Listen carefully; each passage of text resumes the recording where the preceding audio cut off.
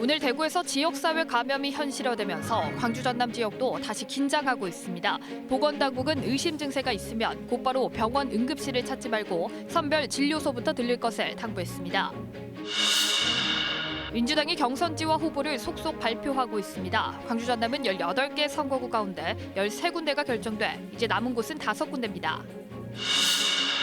홀로 살던 70대 노인이 뇌출혈로 쓰러졌다. 평소 같이 운동을 즐기던 친구들의 도움으로 생명을 구했습니다. 평소 같이 운동을 하던 동료들의 관심과 경찰관의 재빠른 출동이 빛났습니다.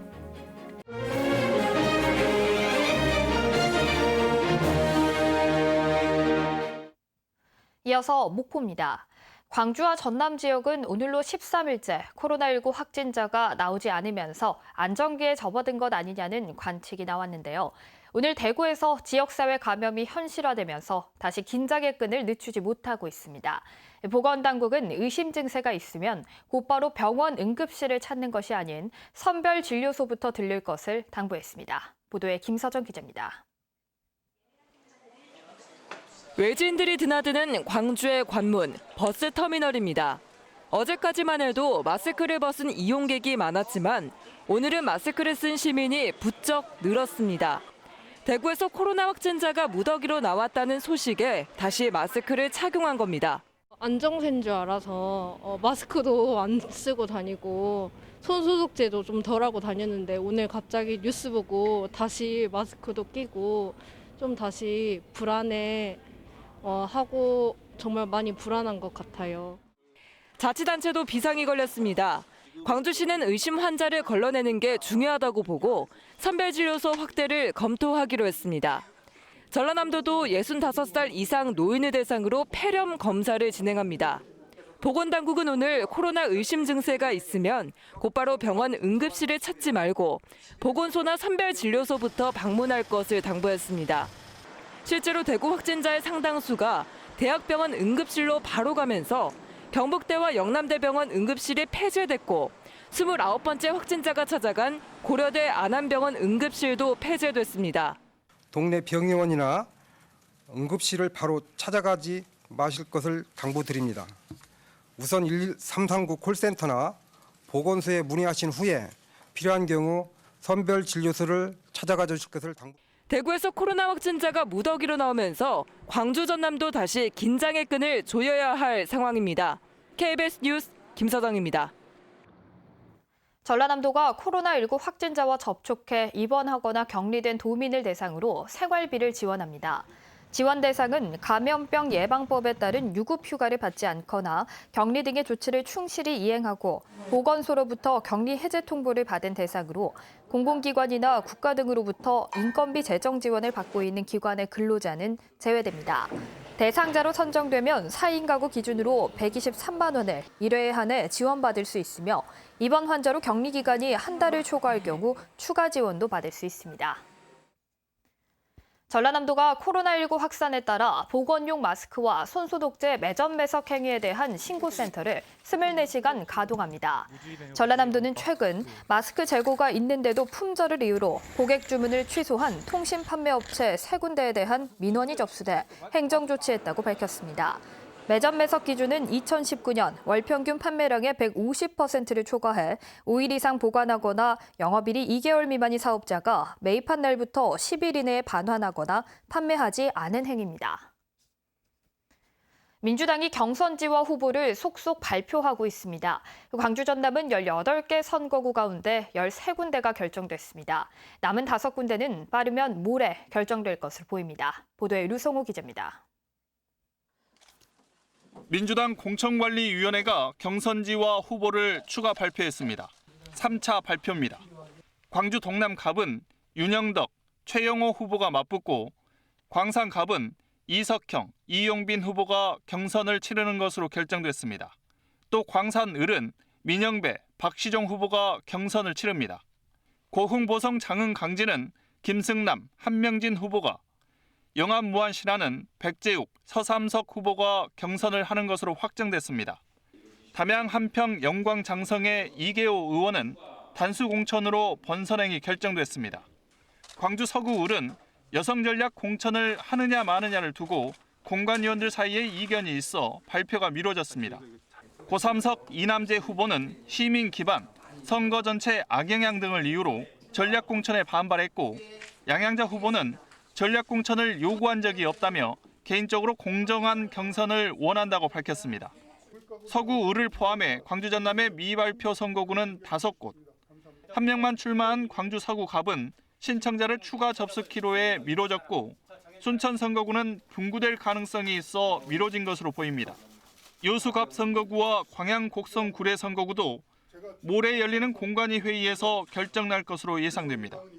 민주당은 1차로 발표한 지역구의 경선을 시작으로 늦어도 다음 달 20일까지는 경선을 끝낸다는 방침입니다. 한편 호남 기반 3당 통합은 제동과 악재가 연이었습니다. 바른미래당 손학규 대표는 호남만의 통합과 의원 셀프 제명에 반대하며 3당 합당 합의문의 추인을 또 보류했습니다. 한편 선관위는 호남 기반 3당이 당명으로 정한 민주통합당 명칭이 지난 2016년에 정당으로 등록한 통합민주당과 비슷해 사용할 수 없다고 통보했습니다. KBS 뉴스 류성호입니다. 더불어민주당 서삼석 의원이 오늘 예비 후보로 등록했습니다. 서 의원은 민주당이 오늘 영암 무안 신안 선거구를 당내 경선 지역으로 발표하자 곧바로 예비 후보로 등록했습니다. 서 의원은 백재욱 예비 후보와 경선을 치르게 됐으며 해당 선거구의 예비 후보는 이윤석 전 의원 등을 합쳐 모두 7명으로 늘어나게 됐습니다. 홀로 사시다 뇌출혈로 쓰러진 70대 할아버지가 주민들의 신고로 목숨을 구했습니다. 평소 운동을 즐기던 할아버지가 나타나지 않자 이웃들이 나선 겁니다. 김혜린 기자가 보도합니다. 백발의 노인과 어르신 두 분이 목포의 한 파출소 안으로 들어옵니다. 세 사람은 휴대전화를 뒤적이며 경찰관에게 무언가를 설명합니다. 경찰관이 곧바로 향한 곳은 홀로 사시는 75살 강현규 할아버지의 집. 문을 두드려도 인기척이 없어 들어가 보니 할아버지는 쓰러져 있었습니다. 이제 119랑 함께 문을 강제 개방을 한 다음에 현장에 진입했을 때는 할아버님께서 안방에 이제 미동도 못한 채 이렇게 딱 사지가 풀려 있는 상태에 좀 위급한 상태셨고요. 신고한 이들은 강 할아버지와 함께 복지관에서 탁구 모임을 하던 이웃들. 매일같이 탁구를 치러 나오던 할아버지가 보이지 않자 경찰서에 실종 신고를 한 것입니다. 그분은 매일 1시부터 5시까지 이 탁구장에서 운동하는 사람인데요. 갑자기 연락이 안 돼가지고 특히 불안한 것은 혼자 살고 있는 사람이라서 걱정돼가지고 급히 파출소에 연락했습니다. 처음에는 거의 움직임이 없었던 강 할아버지는 병원에 옮겨진 지금 상당히 호전됐습니다. 평소 같이 운동을 하던 친구들이 생명의 은인이 됐습니다. 얼마나 고맙지. 그이라도 고마운 거리가 있어. 내가 살았잖아. 시간을 더 넘겼으면 죽을 수도 있어.